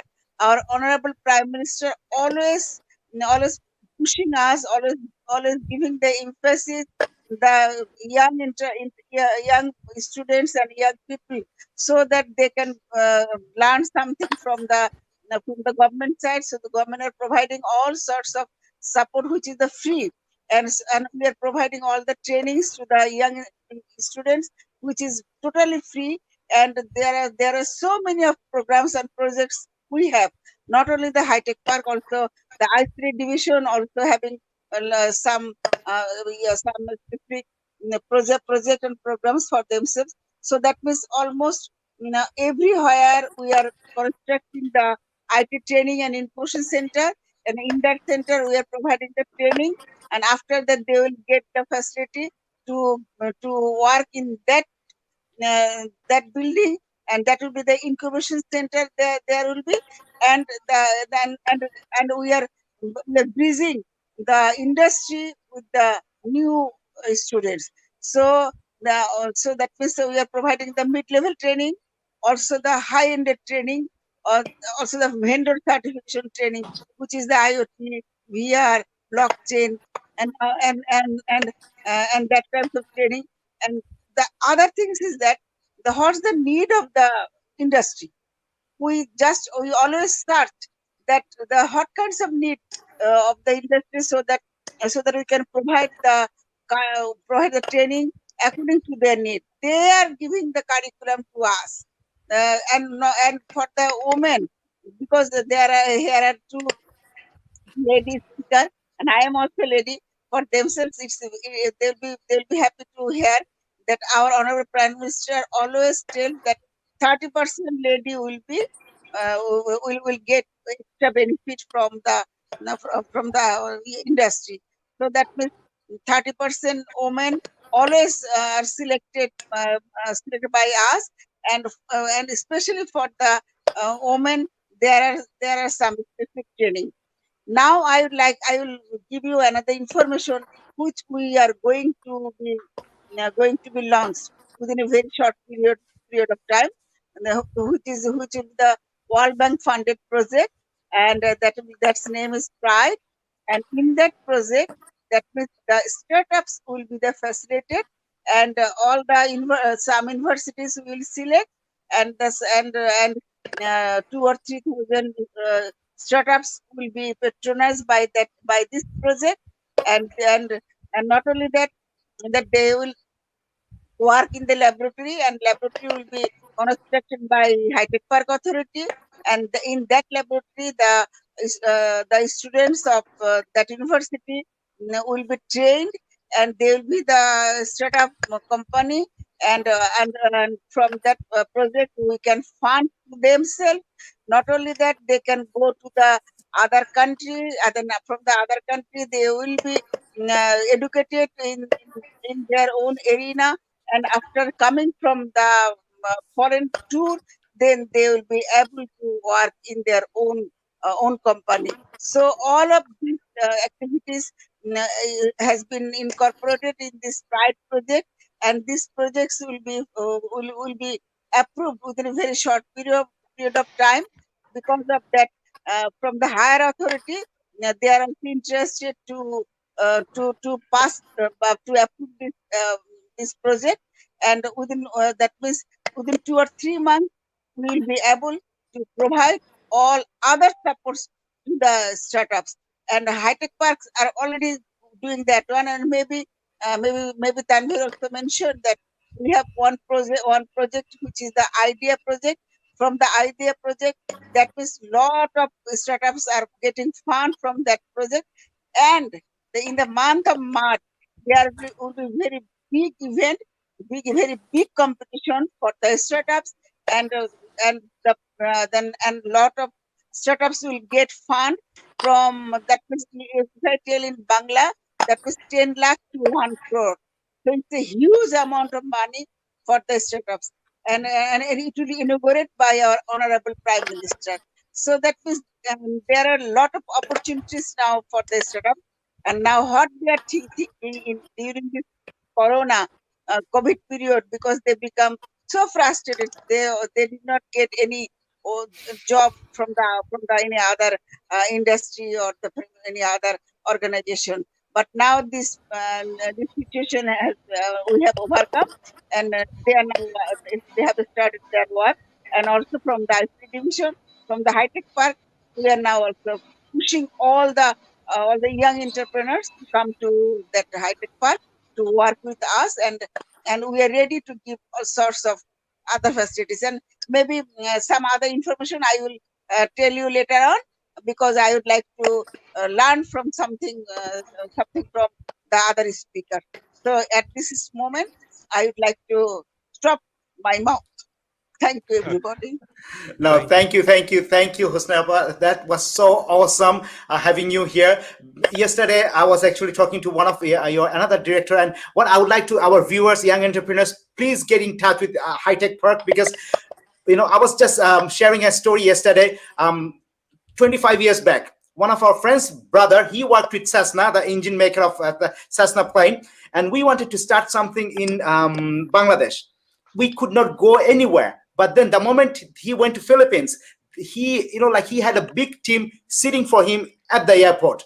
And now I see all these things are happening thanks to your authority, thanks to so many things other happening. That is a golden era for Bangladesh now. The supports that you are giving, and also there are a few international people here. There's tennis coach Jamie here. There's Hakeem, young entrepreneur. There's awesome coach Sasha here. I have got Yusra.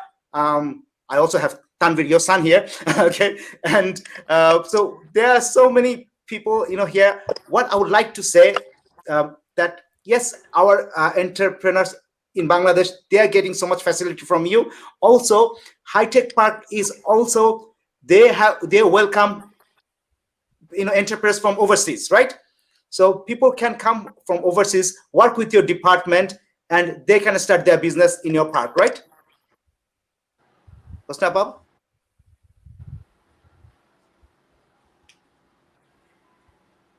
I Yes. guess yes. Yes, yeah, that's what our, yeah. So what our so at this point, what I would go and ask Yusra again, because you have created an private venture where people can take off their ideas. Could you please tell us what you have seen, the ecosystem that has changed as soon as they come into a place like yours? What happens? Okay. Basically, we actually do a lot of startup carnivals in our co-working office space. So actually, when I was young, right, 10 years ago or 12 years ago, kids of our age, always used to think once they graduate, they'll work somewhere. All right. And now what I'm finding out, like university going students, they don't have that mindset anymore.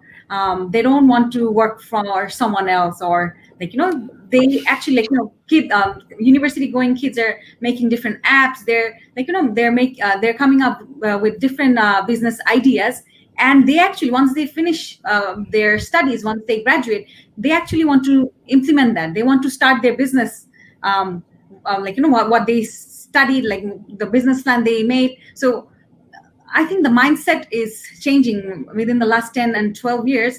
The mindset is changing. A lot of, we can see a lot of young entrepreneurs, a lot of startups are there.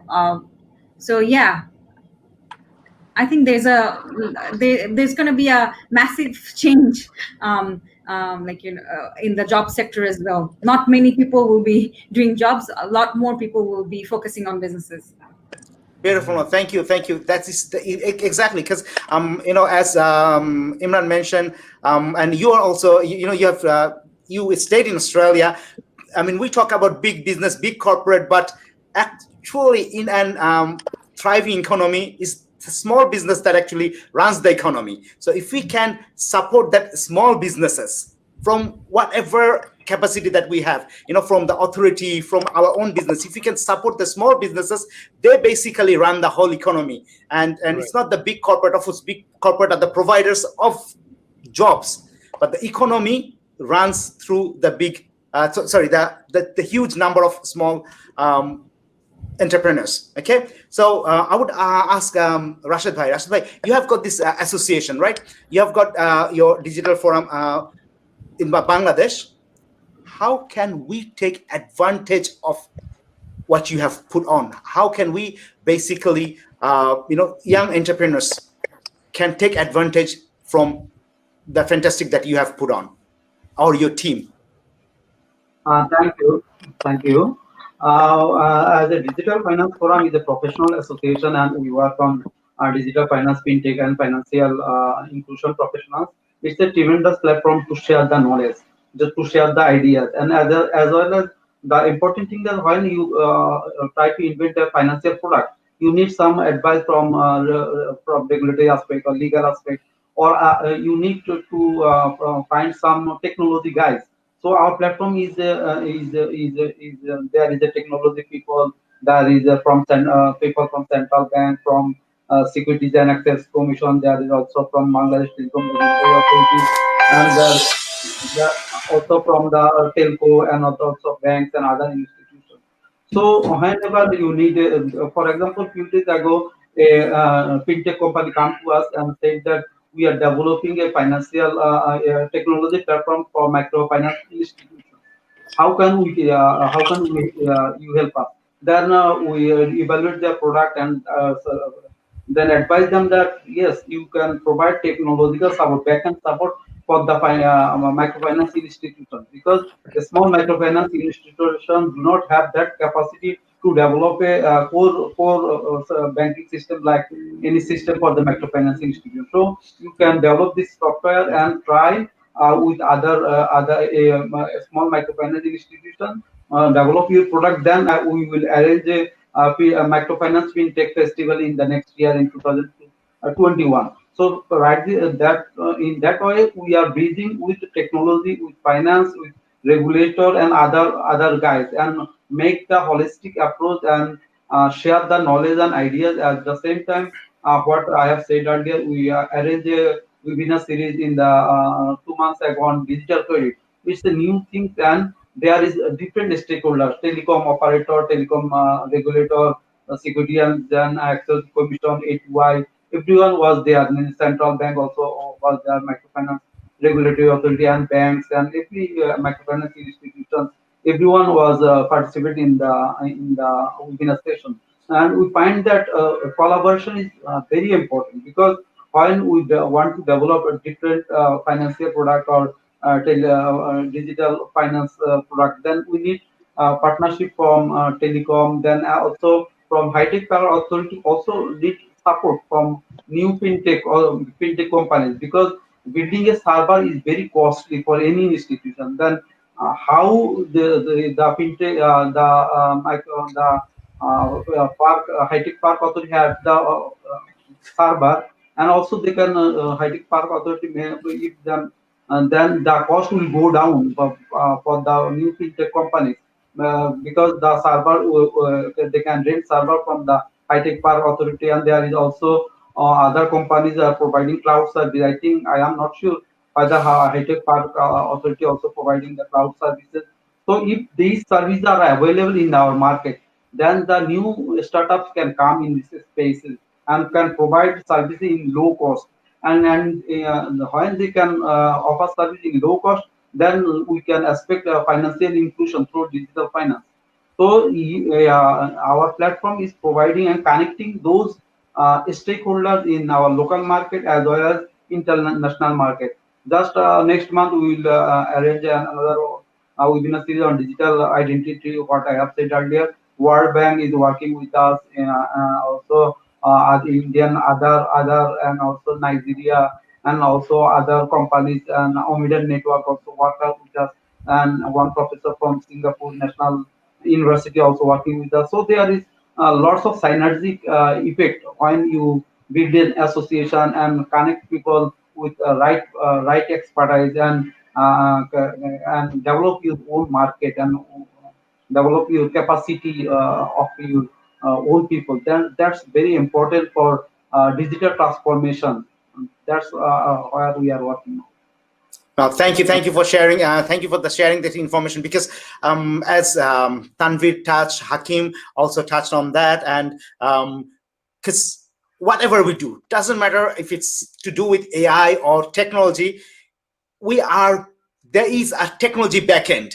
Okay, there is app, there is financial transactions, and if we have that support from somewhere, and if we can, that can, and if we can go into SaaS, and if you like, if we can get the service, and if I don't have to think about that makes an entrepreneur's life so easy, because then you can think about your marketing, your product, and you don't think about the technology, because you have to think about the technology, but you can outsource and get someone else to manage it. That makes it really, really awesome. Jamie, I'll switch the gear a little bit here, because I know you work with tennis, but then you help young kids to develop their mindset. Okay, because you not only teach them top spin, not only how to hit balls and all this, you build them up, you build this up, you build characters. Okay, why it is so important that you do that? Why you did not just stop? Okay, I will teach you how to. You've got your company name is Triple Ace. Why didn't you just stop showing them this is how you serve and make an ace? Why did you add that value system, the whole build up, the character build up with your training? Thanks, Rahi. So because that's what I value in life, and trying my best, being my best. I was a tennis student. I've been a student my whole life. I'm still a student, and that's because I've got those values. I want to teach other people those values. I want to be everything that I can be, And the best thing I can do is with leadership and inspiring others, if I do and take the action, like the other day, I just ran a half marathon. I'm not a runner. I just watch people, I do it. And I find that people watch me and go, oh, he did that. How did he do it? I just did it. I just ran out the front door, put your runners on and go for a run and you achieve it. You know what I mean? People make it so complicated. So I think as a leader, if you be an example, do it yourself, then everyone else will start following and engaging with you. If you tell people what to do, then really people don't want to know about it. People want to know about how they can do it. Does that answer your question, Rahi? Yes, no, that really answer my questions. And if there's anyone, any of the viewers who has a passion in sports, or it doesn't matter in sports, in singing or something that is not traditionally looked as. I mean, I think our society has changed a lot when I was growing up in Bangladesh. But now, if it's if someone wants to build a career or a business, like I would say, contact Jamie. He will show you that if you have a passion for a sports, you can still be in that sports. But of course, we live in a materialistic society. We need to have cash flow coming in. We need to impact others. So yes, Jamie. And Rahi, can I just say one more thing? Yeah. Just touching on what you said is, I do little tests with myself. I thought, okay, I've made money out of tennis coaching. I've done that my whole life. I made money out of that. So what else can I do? So then I also love to do art. I love to draw. So I said, I'm going to do a test. I'm going to draw a few pieces of art on a canvas and sell it on my Facebook page. I'm going to put it at a price at $150 and boom, I sold it. So I thought, wow, I've made money out of tennis coaching. Then I've made money out of drawing. It doesn't have to be that hard. Then I thought, hey, I like playing guitar and singing. Can I make money from that? Yes. I got into doing gigs. Okay, but like what Hakeem said before, is you got to choose your passion. There's so much opportunity in the world. You can't just do every piece. You've got to choose which one it is. And for me, it's tennis. But there's so many things you can make money from. And I don't want to do something that I don't like. I'm not going to sit in a desk, and that's not for me. Okay, so I want to get out there and interact with people and high five and hug and jump up and down. That's what I want to do. But I encourage everyone watching is find your passion, what excites you, and then try to make money from it. Just test it out and find which one's the best. Thanks, Ray. No, thanks. Yeah, can I add something on the back of that real quick? Yeah, I was actually about to come to you. Please go ahead. Yeah, one of the biggest things is, for me, I like, as we've both been talking about, like there's just so many things that hit me, so many ideas, especially dealing with so many people, with the fortune that I have had to be able to go and meet so many people.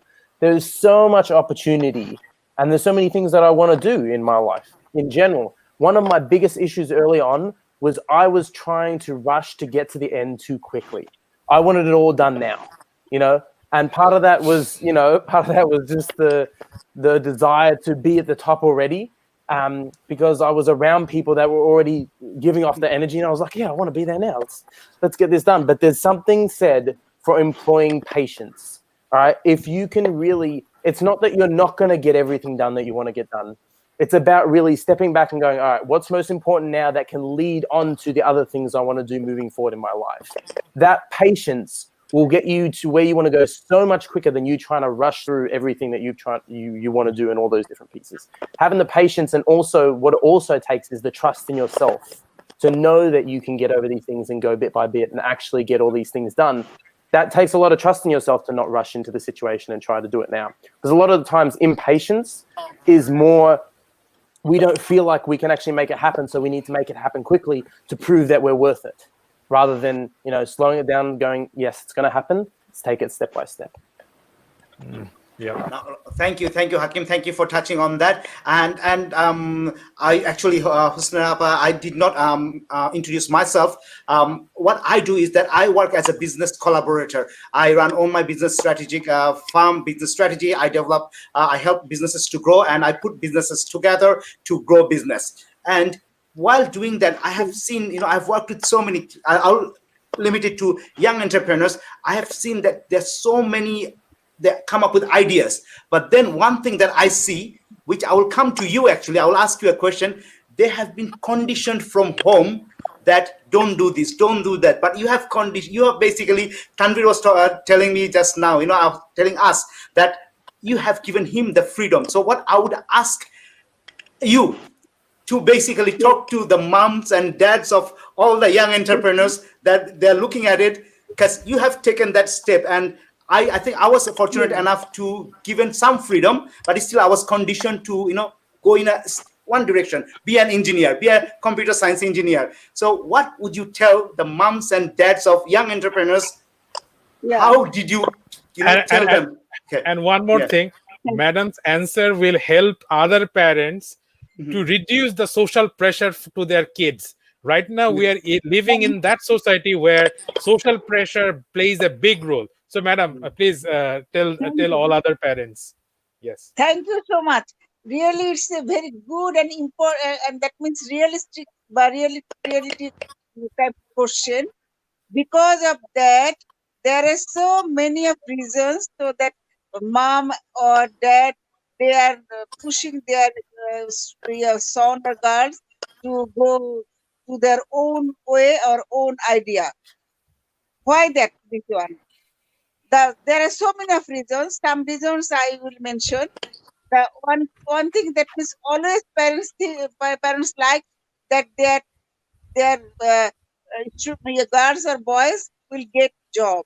So if they go to the engineering side or the doctor side or the graduate or the honors from the university, then it will be easier for themselves to get a government job, because government job have in the future, and also after the retirement there will be some other facilities they can get. This is the one thing. And the other thing is that the social barrier. The girl, always the parents think that the girl, when the girl go out, then they need the security, the social security. They always think for themselves, so that when if they go to the college and university, always parents think that if they go to the renowned college or university, so that they can go on the right time, and they can come to the right time to their own house. This is the another thing. Other things is their money, their own security. That means money is the main problem of for so many of parents. So they cannot send their children to to those areas where from there they can get knowledge. And also the religious also another kind of problem. So that the mother the parents usually get the barrier from their own from the other neighbors or the relatives, so that they cannot send their girls to the higher education. So, but nowadays, this situation is going to be changed. You can see in the rural areas, the girls are going to the school and colleges, and they're learning from the institution which is far from their own house. I always tell to the parents that please give freedom to themselves. I I have given the freedom to my children. They cannot say that they have got any barrier from my side. What they want, wanted. I always given. You can ask to Mr. Tanvir so that he can get all sorts of mental and physical and also the financial support from myself. Because of that, I think that the days has been changed, and I have no idea that in future what he can do. Maybe he can do something better than me. Why I will give the pressure to him? So that means it is very much true that all the parents, if they give the freedom to their own children, but obviously they have to be check the other things, whether their children, where they are going, what types of other friends he has, whether they have there any drug or any other addicted friends they have. Everything mom or dad have to be checked. This is true. Otherwise, the children will be spoiled. This is the one thing. But when the parents will see that no, all the friends of their children are also similar like his children, or the better than his children. So always he will give the facility his or her children to mix with themselves. And not only that, never think that was within 1 or 2 years the children will earn so many of money. Never think like that, because life is so hard and it's not possible, because you are the businessman. You know that within 1 or 2 years you cannot earn lot of money. You have to wait for those periods, and up to that time please try to give financial support to themselves.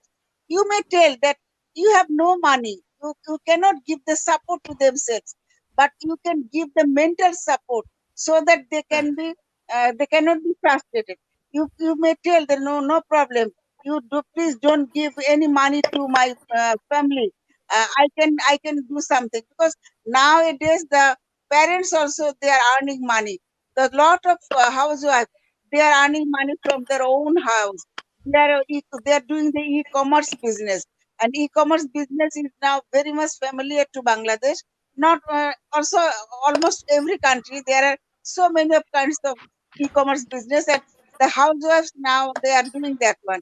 So that means how they can also earn some money from their own house and give support to their children, because the children will earn something after few years, and then the parents will be happy. Always give the mental support to themselves. You are doing good. Nothing is wrong. Nothing is wrong. Because doing wrong, after that one time you can realize that okay, this is the right way, right path. So you will get the right path. And the other parents who might sometimes think that is for the girls, the religious is the factor also, and also the security, also the social security. This is also a factor. I really agree that this is the truth. Because of that, at night time, I cannot send my girl to the outside of Dhaka. I cannot send, because of that. There are so many of barriers, so many of obstacles that she will face. So that um, for themselves, what we are doing now, for the call center, for the outsourcing, for the freelancing, we are giving the training to those girls so that they can earn from their own house. And if they earn from their own house, their socioeconomic condition will be upgraded, and you will be happy. That is, in Bangladesh now there are so many of girls, they are earning money by the freelancing or by the outsourcing, and they are earning the money. They're using that money for their parents, for their brother and sisters, and they can use that money for their own education. And almost all the call center also, they are now they have their system so that they can give the chance to the girls up to 10 o'clock at night.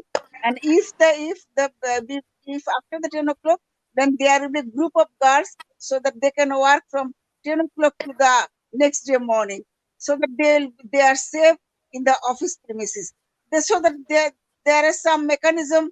We are now doing that one for the girls, and now the girls are more effective in case of freelancing and also the outsourcing than the boys, because they have the passion.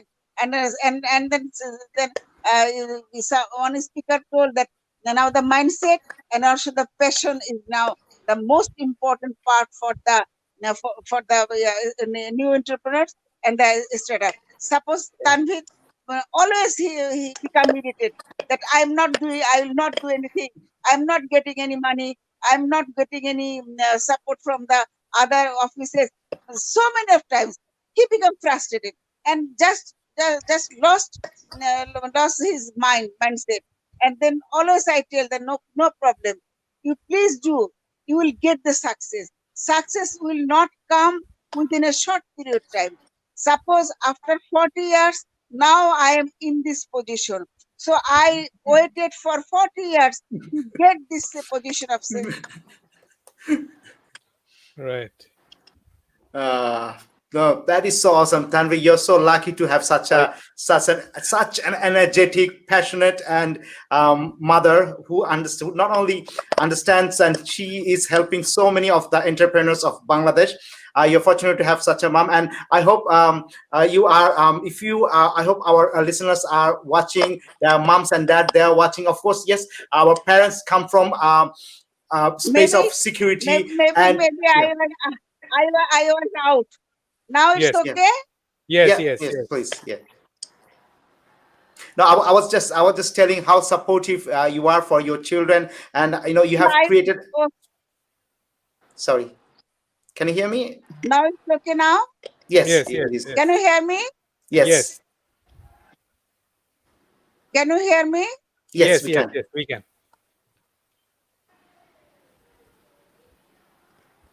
Looks like I think Can you hear? we can. We can hear you. Something wrong. Let me sort it out. Okay, Imran, while you sort it out, I will talk to So thanks. Can you hear us now? I guess some technical problem. Yeah, so maybe that's what happens. Yeah, that happens here. So no, thank you for your input. One is input as a mom, input as a movers and shakers of the technology, input as wisdom. Yeah, no, thank you for this. There's so many gold nuggets was there. Okay, that is almost I have finished. So that was thank you to everybody, all these speakers. I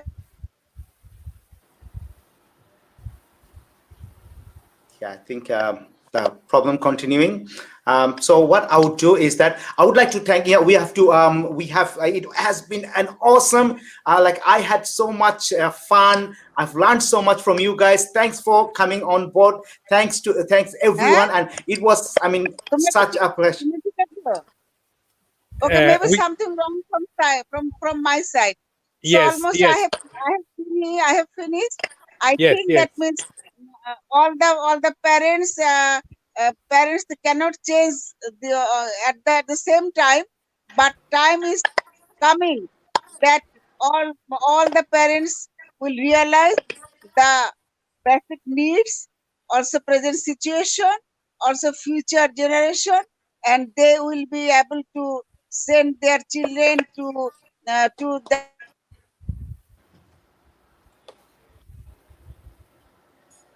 place where their children Yes. would like to go, because I think we keep having issues with the voice. So what I would like to do, because I know Imran, you have got other shows to continue. Thanks everyone. Thanks our viewers. Thank you. There were so many gold nuggets. There's so many incentives for this, and I'll just tell one last before I close. How people go and. Because people would like to connect to you, so you guys are available in LinkedIn, Facebook, or what's So Instagram. First of all, are you guys open to our young entrepreneurs to come to you for assistance? Thumbs up. Yes. And one more thing I need to say to our audience and our honorable madam from High Tech Park Authority, Mrs. Hosna Begum.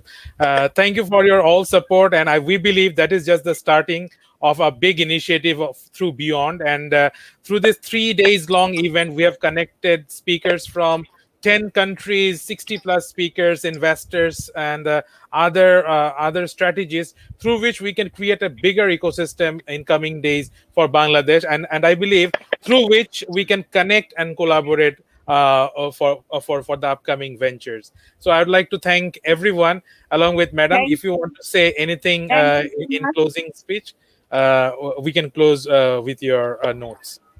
Okay, I would like to say thanks to everyone because this is the session for learning, and Yes. this by this knowledge gathering, the young entrepreneurs will be more resourceful and will be happy, so that they can use this expertise, this sessions information, and also suggestion, and they will be passionate. They will be more patriotism mindset, and also they will change their mindset, and they will be active, and they will do their work what they have, what is their mind, because Thank is anything come to their mind, please make sure that you will do that one. Never be frustrated, never. Yes. Always Yes. go in front, because life is your. You will try choose your life, and you will think your life. You will grow your life in your own way. But always think that it should be the helpful for the other people. It will helpful Yeah. for the nation. It will helpful for your family. It will helpful for your future life. This is my suggestion to everybody. I'm Thank thank you. Thank See you. you another time. And you are most welcome to come to Bangladesh, Bangladesh, see High Tech Park Authority, and also give some suggestion with how we can proceed our High Tech Park Authority in future. So you are Sure. most welcome. You are most welcome to come to Bangladesh. Thank you. Thank you. Thank you. Thank you. Thank Thank you, you so everyone. much. Thank you, Bye everyone. bye. Thank you, everyone. Yes. Thank you. Thank you.